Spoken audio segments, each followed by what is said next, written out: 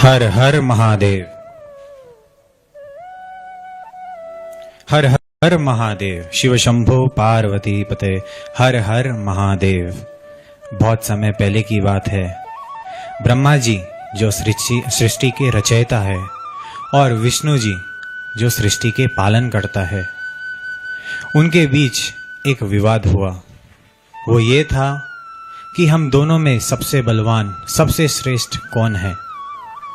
तब इस पर ब्रह्मा जी बोले कि मैं सबसे श्रेष्ठ हूं। क्यों? क्योंकि मैं सृष्टि की रचना की है, पूरे इस ब्रह्मांड की रचना की है, इसीलिए मैं सबसे श्रेष्ठ माना गया हूं।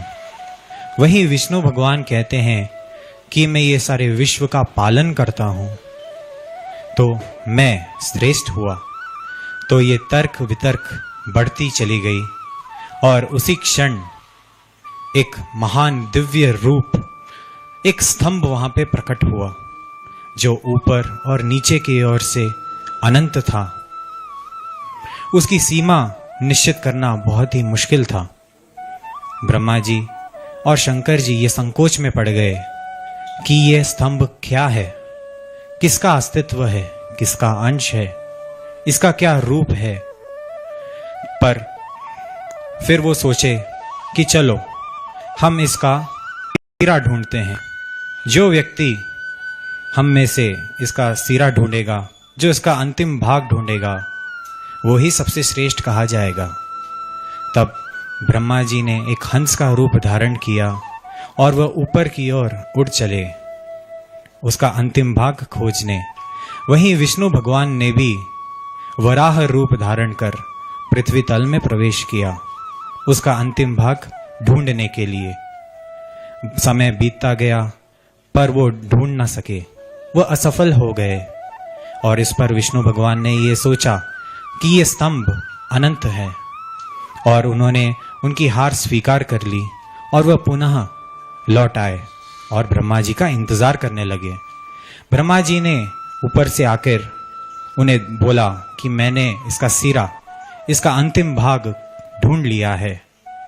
और केतकी का एक फूल, एक पुष्प को भी गवाह बनाया कि यह केतकी का फूल ऊपर की ओर स्थापित था।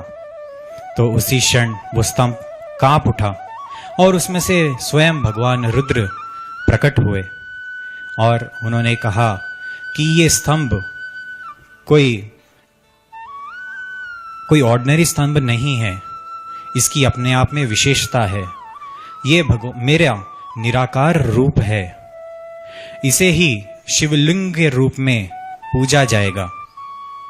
ऐसे ही भगवान भोलेनाथ ने कहा कि ये ही कारण है जो विश्व की उत्पत्ति, स्थिति और प्रलय करता है।